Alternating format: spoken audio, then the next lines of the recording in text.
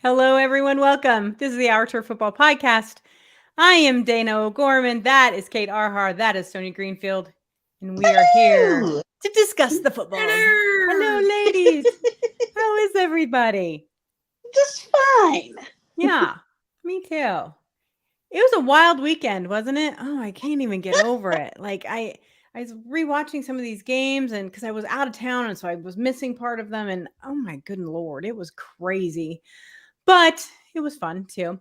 But before we get started on that, because we're going to talk about all the wild card games, we're going to preview the divisional round. I want to, of course, thank our sponsor, Donkey's Cheesesteaks, for here they are for sponsoring our podcast for the second year in a row. If you are ever in New Jersey and in Medford, Mount Holly, and Camden, feel free to stop by or go to goldbelly.com, look up Donkey's Cheesesteaks, and you can have them shipped directly to your house. So we thank you very much, Donkeys, for all of that. Okay. There's a lot to talk about, but Sonia, I want to start tonight first with I call him Evil Harbaugh. You might call him Jim Harbaugh, but him just the Harbaugh brother that is not in the NFL decided to stay at Michigan. Cracked me up. He went for an interview in Denver and said, "Nah, I'm good. I'm going to stay in football." So cracked me up. So, but I know, Sonia, that you were thrilled to keep your coach at your favorite school.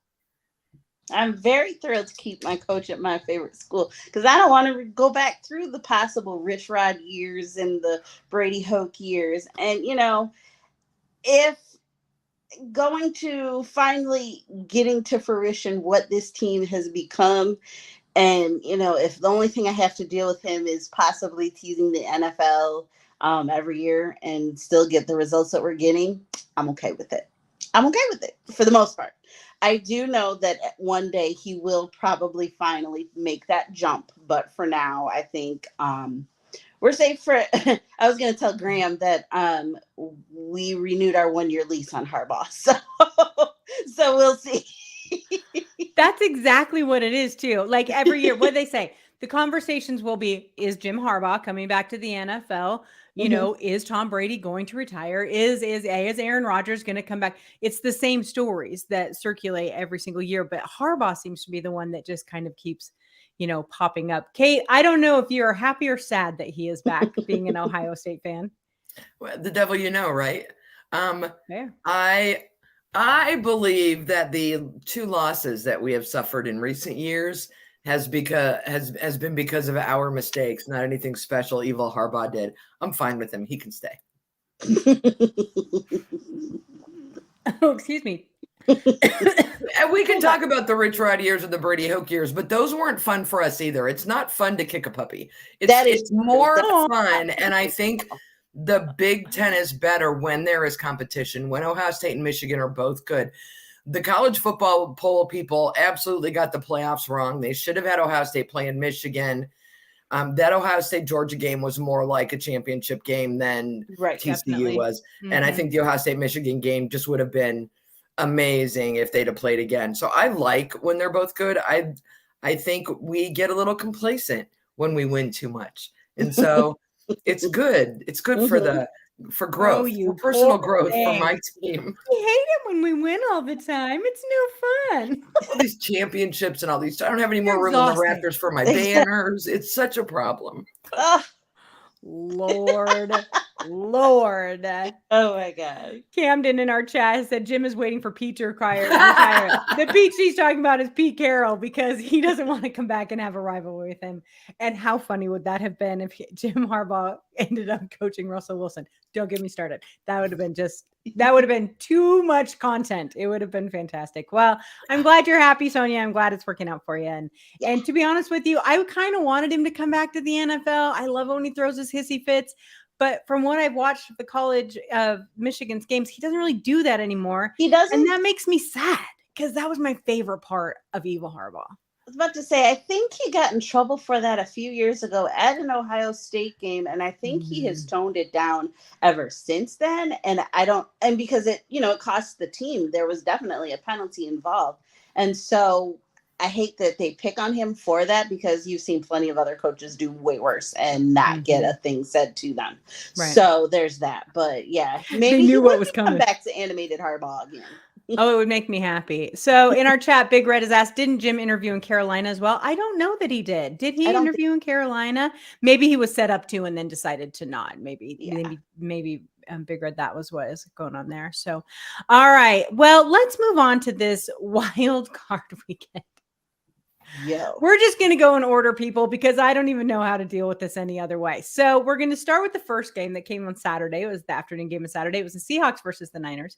Anyone who's paid any attention to football this year was not surprised in any way, shape, or form exactly how this game turned out. I will say this, though, having rewatched it because I wasn't able to watch it live, I was actually quite impressed with what Seattle managed to do in the first half, and they really managed to hold their own. And I think that they got okay, I'm laughing because I have to show you what Camden just said. She's like, rigged. It was rigged. I don't know that it was rigged, Camden. But I will tell you this. There was some questionable calls.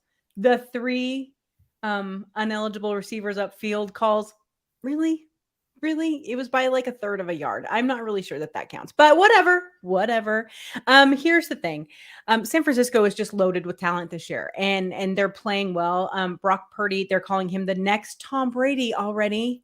And the reason they're calling him that is because he was drafted so late and he's doing so well. Yeah, just let the rest of the world get a little information on him before we do that. But interesting to me that there was a lot of conversation out of San Francisco's media after this game about how this game, even though they won, upset them because it showed some of the holes that San Francisco could add. And if they were going to let Seattle hang around, what are they going to do when the Eagles want to hang around, or the Cowboys even for that point? So it was interesting.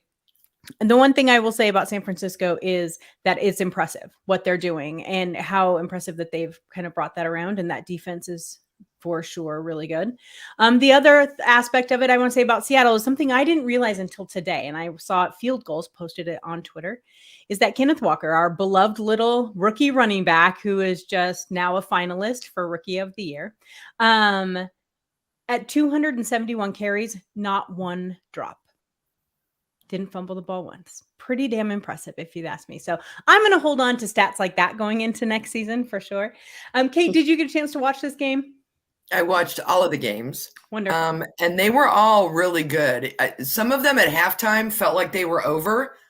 But if you stuck around, the first halves and the second half of a lot of these games were very different.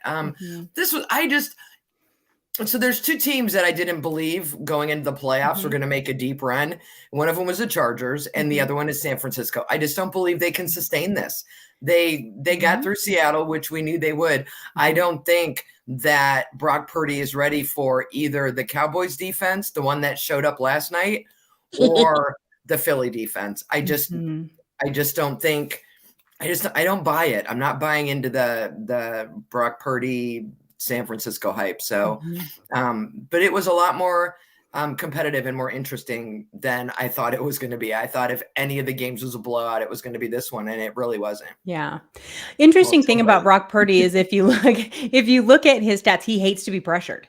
And Seattle, that is one of their biggest issues that they have this year, and that I guarantee you will be the first thing they address in the draft, is that they don't have any interior pressure on those quarterbacks in any way, shape, or form. It's been a huge problem all year for Seattle. Well, guess what teams do? The next ones they have to face. And so that'll be interesting to see what adjustments they will come back from that, and to see if San Francisco can actually, ward off or upset Dak Prescott, which we're going to talk about that game here in a little bit. So that'll be interesting. All right. So let's look at the next game. That was the Chargers and the Jaguars. This was probably the most infuriating game of the weekend. Chargers lost 30-31. They lost after leading 27-0. I'm telling you, I'm going to say this. And Sonia, I want your thoughts on this. After watching this game, I said to myself, I do not know how Staley keeps his job. They have to fire him. He made no adjustments at halftime. They decided to take their foot off the gas. They let Jacksonville, and I'm not trying to take anything away from Jacksonville because they played a better game in the second half. But then today they fired their offensive coordinator and their quarterback coach. Yeah, because that was the problem. I'm shocked, Sonia. What did you think of this game? I think I was laughing the entire second half of that game because I was just like, They're going to do this, aren't they? They're going to do this. And I give all credit to Jacksonville on that one and Doug Peterson, because he had those guys ready to go and just like, you know what? Come on, let's just go back to them and we're going to get this right. And they did. So props to Doug Peterson and his crew. Sunshine did the daggone thing. So proud of them. But, yeah, you can't stick with Brian Staley. You can't stick with him on that one, because this is what you're paid for. This is what you are supposed to do. You are supposed to, keep your foot on the gas. Even if you take it off, you're supposed to at least keep your defense going and, allow these people not to score. But yeah, no. Joe Lombardi, he's been an issue. I'm surprised he continues to get jobs, but he has been an issue. Getting rid of him, okay, that's fine, but that's just a Band-Aid on it. It's not going to cure the whole thing until you need somebody who's going to actually look at the whole thing and break it down and start over again. So Big Red in our chat said, did Jacksonville play that well, or did San Diego? LA. It's LA now, Big Red, but I get it. I call them San Diego all the time. Play that badly. That's a great question. And the answer exactly is what Kate said. It's yes. It's both the same, because Jacksonville was horrid in the first half. 4 turnovers or what have you? And then the Chargers were just running away from it. And I was like, oh my God, there's the Chargers team. I knew it's been there. Like, we've been talking about it forever. And it stopped. And I put all of that on the head coach. I don't know how he did not lose his job today. And I think there's a lot of talent on that team. I think that that they've had a lot of injuries. That's for sure. But I don't think he should have a job. I just don't. I think it's crazy. Well, I was super excited for this game. I told you that last week. Out of all these games, I couldn't wait to see what Jacksonville was going to do. And at the end of this game, like at halftime, I'm like, oh, I way overestimated Jacksonville. And they came back. And at the end of this game, what I was left with was, they remind me of last year's Bengals. They don't quit, and they don't seem to know that they're not supposed to be able to compete with the big dogs. And they just keep playing and playing and playing and playing. And we're seeing a lot of teams take their foot off the gas, and it's costing them. And it cost the Chargers big time this weekend. And I've seen Dallas do it in games during the season. I've seen the Bills do it in games during the season. This is something all of these teams need to be mindful of. No lead is safe. No lead is safe. But now I'm kind of like that whole Cinderella story thing. I'm kind of rooting Are you into it? If they can get past Kansas City this week, if Jacksonville gets past Kansas City this week, I'm all in. I like that matchup. Out of all the Buffalo, Cincinnati, out of the 3 teams they could have played, I give them their best chance against Kansas City. Let's see how they go. Oh, that was so hot it burned me. Holy cow. Wow. It's hot take for today. We're going to talk about that a little bit more later in the show. All right, so let's move on to the next game. Here's what happened this weekend, you guys, that I loved. I love all these divisional matchups in the wild card round. I think that's why the wild card round is the best round of football, because of playoffs, is because you get these divisional matchups. And I love them because they just play different, right? Like they're more gritty, they're harder, they're traditionally a closer game because these teams know each other so well, right? And this one was the perfect example of that. The Dolphins played the Bills. They were in Buffalo. The Dolphins lost 31-34. Now you tell me, did anyone think that the Dolphins, with their 3rd or 4th string quarterback, whichever one it is, would actually be able to score this much on Buffalo? Hell no. In Buffalo? No. I was shocked at this game, and yet I was glued to it on Sunday. I was stuck in an airport for 6 hours on Sunday, and I literally watched these games on my phone. I was so into them. I'm hooping and hollering. God love the Detroit airport, by the way. Giant wall-sized TVs all over that airport. I don't know, and they had football in every one of them. It was They're awesome. Beautiful, aren't they? Yeah, it was so good. And it was just so much fun to watch, and the back and the forth and the tightness of it. I really thought Buffalo looked sloppy in this game. They looked like I was not impressed with Josh Allen, and yet I loved it because I knew it was because it was a divisional matchup. Sonia, what did you think of this game? And were you as shocked at Miami as I was? I was pleasantly surprised by Miami, and I was glad that they put up a fight. And again, I think that was Buffalo just not keeping their foot on the gas. And you can't do that. I mean, because the second you do, this is what happens. But I was very pleased with Miami with their third string, nobody, bless his heart, coming in and just playing. And again, I think he just kind of realized that they didn't know he didn't realize he wasn't supposed to win. So yeah, let's go out and give this my best shot. So it was a great game, I think. And yeah, it had me stressed out a little bit. I was following on my phone because I was at work, but I was following on my phone. But I was nice or pleasantly surprised by the score, and just proud of the Dolphins actually for, sticking up and doing what they had to do. I was too. And the best story that came out of that. So their quarterback, whose name is escaping me right now, I'm sure Kate knows. Skylar Thompson. Thank you, ma'am. Yes. He is from Kansas City. So he's from here. He's a hometown boy. So there's lots of people cheering for him around here. But his dad got in the car and drove 15 hours instead of flying. I'm like, baby, let me buy you a plane ticket. Your son is a starting quarterback in the NFL playoffs, and he couldn't buy dad a ticket. Well, probably not, because he gets, minimum. He had to drive 11 hours to get to the game. He's probably like my dad, and just like, even if I had done something like that, he would have been like, no, I'm driving. I would just rather drive. Okay, fine. Right. Have at it, Dad. Mm-hmm. Right. I wish they'd have run Mostert some more, is all I'm saying, because. Oh, agreed. I think it would have made a difference. Props to hippie homebrew. Hipster homebrewer. I want to call him hippie Holmgren. Oh my gosh. He worked wonders with that team, considering, like you said, we're on our third string quarterback. No. And Kate, no. I agree with you as well. Shame on Buffalo for thinking you were going to just blow by this team. Yeah. Have you not watched the Dolphins play all year? Okay, but we have to give, credit where credit is due, if that's what you want to call it. Hipster homebrewer does not know how to watch a clock. That dude can't get a play in to save his life. And then he says at his press conference, oh, well, I've been bad at that all year. Listen, Pumpkin, we need to fix this. You head coach now. There were a few instances of that this weekend. Bad clock management. You've got a timeout and there's less than a minute left. Why are you not? Listen, we're going to do this. There's the next 4 plays. I got him done. I know. He's not the only one who had some trouble with that this weekend. This is a good question, though, from Big Red that I put up before. It said, could Miami give Buffalo a wake-up call that could have woken up a monster? I do think to a certain extent that is the truth.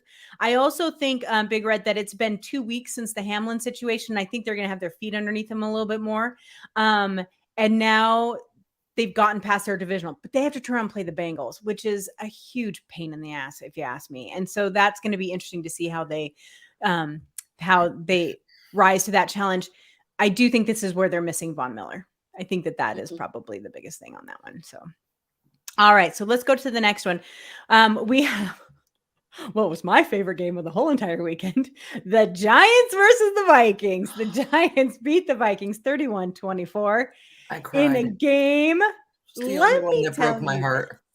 Sonia, I'm going to turn to you then, because it did not break my heart.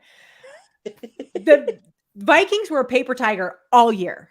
They were winning these games by less than a touchdown, 11 games by less than a touchdown. Their stats, their point differential, all that, none of it added up to a winning team. And yet they were managed to squeak it out. Give them credit. They were squeaking it out because they have Justin Jefferson there to save their butt, right? Like that's what it's all about. That defense was horrible. And the Giants were on a freaking mission. It was so fun. I was so happy. What did you think about this game? Again, another game that I watched on my phone, followed on my phone. But I was thrilled for the Giants. I've been really kind of pulling for them all year. And so it was a good game. And Danny Dimes is back there just dealing, and I love it. And so that was probably the best part of that game. And I think the Minnesota Vikings became who we thought they were. Like, they were unable to kind of get over the hump. And while they, kind of did some damage in the division this year, they still obviously have plenty of weaknesses that they need to work through. And obviously couldn't get over it during this Giants game. But all props to the Giants on that one, because that was just a beautiful game. So Cam did just put in chat, imagine being a poor Vikings fan. But then they follow it up with a laughing face. I get it. Here's the thing. I think even Vikings fans knew they were on borrowed time. Like, I think to a certain extent, this is the best season they had in years, and yet they knew they were just limping into it a little bit. Kate, why did this make you sad? Because I want Kirk Cousins to be better than this. Why? I have no idea why. I want him to be better. They won 13 games this season. They only lost by 7, which is a touchdown drive from your quarterback that they couldn't get. Justin Jefferson barely touched the ball. He didn't have 100 yards. Like, I don't even know what the game plan was Sunday. For me, Kirk Cousins needs to go. Period. This team is not that bad. He is the problem, and he needs to go. They need a new quarterback. I don't know where they're going to find one. I don't know how they're going to get one. I don't know how much money they still owe. I didn't look up any of that. He's just one of those players that I wanted to do better. And I'm wrong. He can't do better. He is who everyone kept telling me he was. He can't play after dark. He can't beat the Cowboys. He can't do all of that. He can't win a playoff game. All those things he can't do. You are right. He can't. Yep. So Becky Loeb in our chat says, can't trust Kirk Cousins in a primetime standalone game. That's just it. I think that he blends in throughout the season and he does well, but when the game is on his shoulders, he cannot carry this team. And you need a quarterback who can do that every once in a while. I completely agree, Becky. So this is from Big Red. This is funny too. It says Giants fans after the game. You like that? Yeah. I loved the Daniel Jones meme with the chains. That just like set me. I was so happy. And let me tell you, the interesting thing here is that I think we are seeing what Daniel Jones can do, but I don't want him to keep doing it. 78 yards he had to run for. He was their number one, running, but I just don't understand. No. Yeah, I'm thinking of 3 thoughts at once. My ding brain does that, but I just can't figure out that's not what he was before. That's not what he can continue to be. This worked for this game, but they're going to have to find something else for the Eagles because now you played that once. You can't do it again. So I will tell you though, my favorite play of the weekend was it this game that they had the Statue of Liberty play. God, that made me happy. Where he faked it and then handed it off behind his back. I was so happy. I was like, that is the funnest thing I've seen in a long time. I was thrilled about that. I think that the interesting thing about this is that the biggest thing about this is there are still 3 teams from that division. The Cowboys, the Eagles, and the Giants are also in the playoffs. And I think that's cool. I dig that a little bit. So does that mean I'm not allowed to call them the NFC least anymore? No, ma'am. Is it the NFC feast? Is that what we're going to? It's a feast. The playoff feast in the NFC East. Exactly. All right. So this next game, also a divisional game, which I said I love this week. We had the Ravens and the Bengals. The Ravens lost to the Bengals on a goal line fumble. God, that broke my heart. 17-24 for the Bengals. This game, they beat the ever-loving crap out of each other. Were you able to watch this game, Sonia? Yes, I was. Yeah. What did you think? They did beat the ever-loving crap. I mean, they did. I mean, that was just like what you come to expect from these 2 teams, or at least teams in the AFC North, I think. I mean, they take things personal there. And so, it was almost like that. The momentum shift at that goal line fumble, it was just like, wow. And, I thought the Ravens still may have had something in them to kind of battle back a little bit, but they just didn't. So, but it was a great game. I was glad for the Bengals. I was glad for both of them, but I really liked the Bengals winning that one. I did too. I wanted the Bengals to keep going because I enjoy that team. They're just something gritty about them that I really enjoy. And yet I was really kind of rooting Huntley on, there'd been so much said about Lamar and everything. And I kind of wanted him to do well. And he did do well. I mean, for the situation he was in, he did do well. You could see the frustration on John Harbaugh's face, though, that things weren't going the way he wanted to. And honestly, Huntley on that goal line fumble did everything he was supposed to. You're supposed to reach the ball over. You're supposed to try and break the plane. He just didn't have a tight enough grip on that ball. So that's too much. Camden put in here, she's like, Lamar to the Dolphins. She said, per Lisa. Per Lisa. Lisa says, I will tell you, I don't think that's going to happen. I think they're going to stick with Tua, and we're going to talk about that in the offseason quite a bit. But it seems to be that they're not wanting to spend their money on a quarterback. So I don't know where the hell Lamar's going to end up. But Kate, I don't think it's going to be in Baltimore. I don't either. My only thought on the game is it was exactly the game I expected it to be. Yeah. They had just played each other the week before, and it was bloody. And while I knew that it was going to be a tough game for both teams, I was very unimpressed with Cincinnati. I expected better of them. If they're going to go deep in the playoffs, they better snap out of whatever was going on.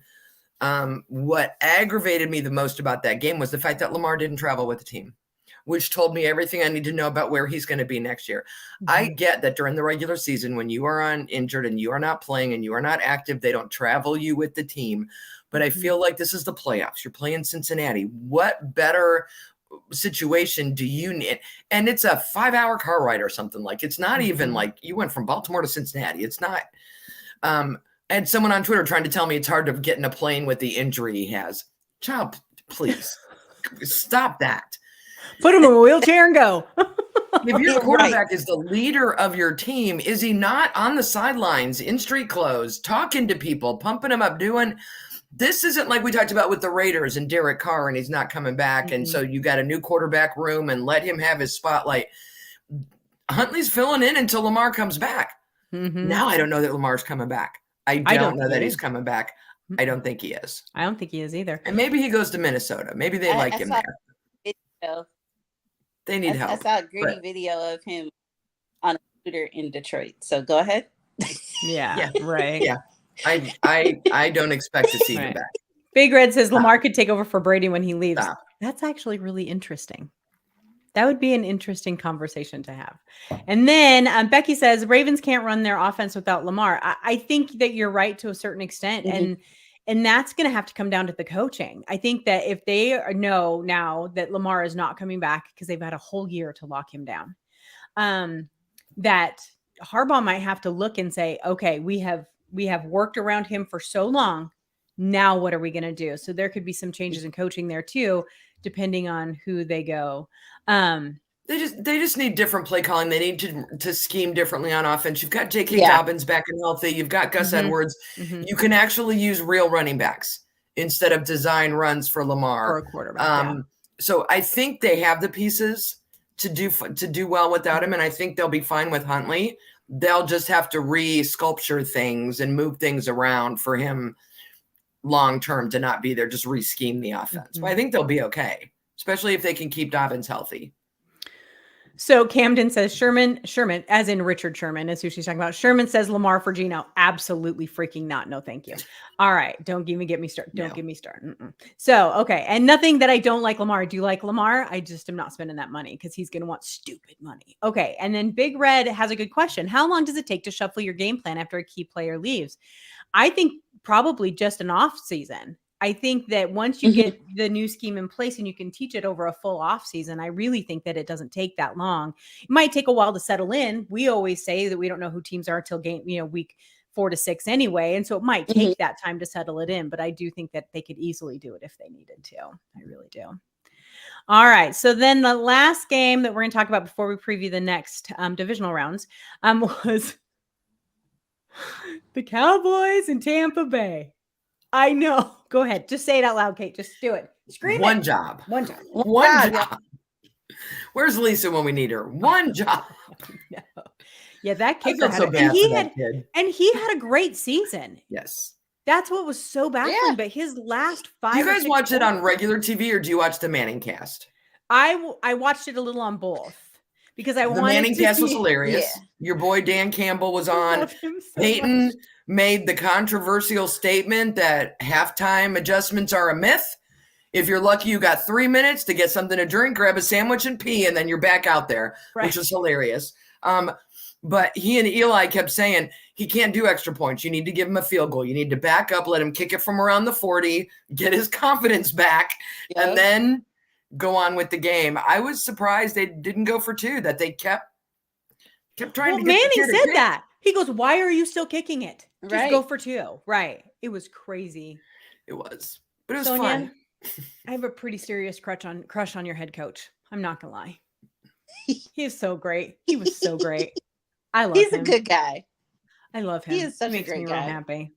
Yeah. But let's talk about the game. So the Cowboys came in and bulldozed the Bucks. Now we knew the Bucks, that whole division was real questionable, but we knew the Bucks were real questionable. But I will tell you, and Sonia, I'm pass this over to you. I was shocked and really disappointed in Tom Brady yesterday.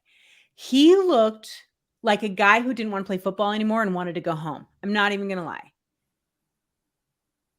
Oh, did she freeze on me? I think she froze. Okay. Tom Brady threw his first red zone playoff interception yesterday. And when I heard that, I was like, he's done. For someone who's been in as many playoff games as he has been in, for that to have been his first red zone interception just blew my mind. Are you moving again? Sonia, are you back? Am I back? There she is. Yes. Kinda, yeah. What do you think about this game? Okay, cool. Yeah, no, he looked tired. He looked old, and yeah, just wasn't in it. Like, I don't really think this tired. Yeah. He was irritated to be there. Like, damn it, I didn't think I was going to have to do an off season, and why am I don't want to be here. I wanted to be done. I'm not even kidding. That's the impression I got.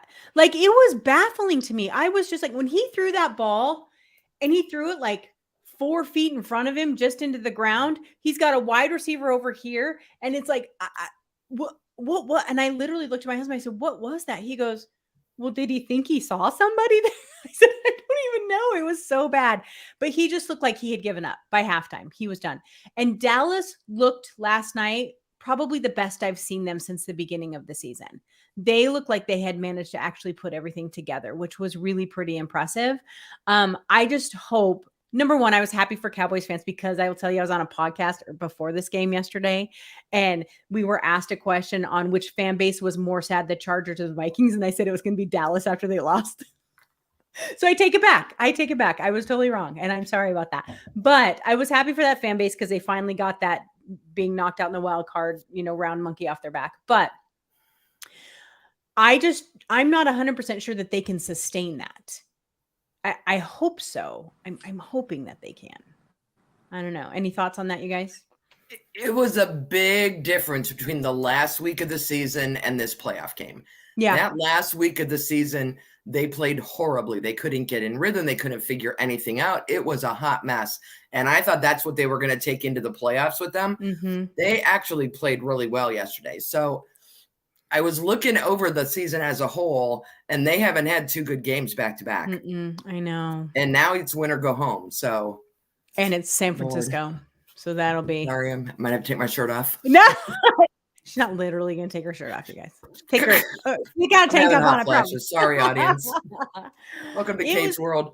Sonia has technical issues, and I'm having hot flashes. It's okay. She'll be back in just a minute. But yeah, it was really interesting. But I was happy. I'm ready to move on from Brady. I was ready to move on from Brady last year when he retired. I think he did say he wanted to play till he was 45. Well, guess what, Pumpkin, you're 45. So let's maybe move on and let someone else play the game. So, and he definitely won't be back in Tampa Bay next year. I'm real tired of hearing everyone say he's going to San Francisco. No, he's not. They have 2 young studs down there. They're fine. They don't need Tom Brady. I don't know that any team needs Tom Brady right now. So not the way he's been playing anyway, because he just hasn't really been up to par in my opinion. Yeah. But all right. So those were all of the wild card games. So let's talk about these divisional playoff games that are coming up. So there's 2 on Saturday, 2 on Sunday. Saturday at 4:30 Eastern. There's the Jaguars at Kansas City. Let me tell you, those tickets are impossible to get because I was thinking about going. And then Saturday night, the Giants take on the Eagles, another divisional game. That should be fun. Sunday, we have the Bengals at the Bills, and then the Cowboys at the Niners for the last game. Kate, of the 4 games we've talked about, which one are you most excited about? Which one do you think will be probably the best game? Closest or just the best? Just the best game. Like, it doesn't have to be close. It doesn't have to be just a game that you're excited to watch. Well, I'm actually excited for all 4 of them for once. There's things that I like about each of them, but I think that Giants-Eagles game, the Eagles have kind of really coasted through this season. Mm-hmm. Where we talk about the Vikings and their 13 wins being like a paper tiger, the Eagles were threatening to go undefeated.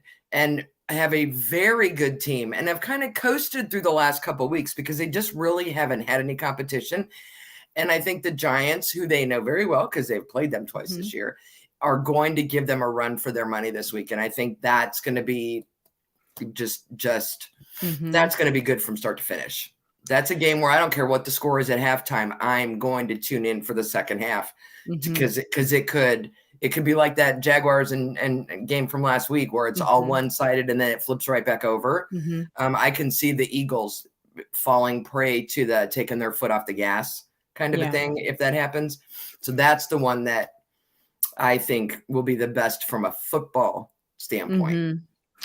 I'm excited for that game too. I will tell you that in my heart, I want the Eagles to win because for two reasons. Number one, I think they're better matchup against San Francisco, and I cannot have San Francisco in the Super Bowl. I will just lose my brain. And second, I still love Jason Kelce, still my favorite non-Seahawks player. So I would love for him to do that. Although I've been so encouraged by what I've seen from the Giants, it could be a really fun game. I just don't know that after that game, if the Giants would stand much of a chance, but you never know. Saquon Barkley healthy changes everything. And I still say Brian Daboll is coach of the year for sure. These games I'm looking at, I think the Jaguars Chiefs game could be interesting. And I think that is because we don't know what to expect of the Jaguars. And there have been a couple of times the Chiefs, don't forget, they lost to the Colts this year. They have stumbled and they have stepped on their own foot sometimes. At the same time, they usually pull it together really well in the playoffs. And so hopefully they'll do that again. But I think that could be interesting because if the Chiefs get behind, Jacksonville could get a little hubris in them. And then that's when the Chiefs will bite you. They will come back in the fourth quarter and they will bite you. But if Jacksonville just keeps their head down, I think that it could be a really interesting game. So are we both rooting for a Kelce on Kelce Super Bowl? No, I'm still with my Bills, Eagles. I still got you, Bills. I still got you, Bills. I still really want I got the Bills too, but I will tell you, I've got Dallas. If Dallas plays the way they did Monday night, I think they can beat San Francisco. I would love that. That would make my flipping day. You have no idea. Sorry, San Francisco fans. Probably, in my opinion, the least interesting game is the Bengals and the Bills, because I think we already know that that's going to be a tight game and in that neither one of these teams is going to back off. And I feel like we've seen this before because we have. And so I think that could be really interesting. But I really just want the Bills to clean it up. I want them to clean it up and get a little bit, better. And you never know when crazy Joe Burrow comes out, you never know what can happen with that Cincinnati team. Yeah. Yeah. And he and Jamar Chase have just, their chemistry has just gotten better and better as each week of the season's gone by, and Chase is healthy and ready to go. So I think that game will be good. I don't know that I have a favorite in that game. I love me some Bills Mafia. Bengals at my home state. Right. So I kind of don't really have a favorite in that one. I've got a favorite in the other three. And that one, I'm good either way. So whichever team wins, I'll be happy. I just want them both to play well, because what I hate is when you go into the off season with, we messed this up, we messed that up, instead of, you know what, we got beat by a better team. And that's what happened. Both to play up to their potential. Do you remember that's what happened to the Bills last year? They're like, we should have beaten Cincinnati, and they went into the offseason with such a bad taste in their mouth. I think it's interesting. I get torn because I really do think Kansas City is going to end up in the AFC Championship game.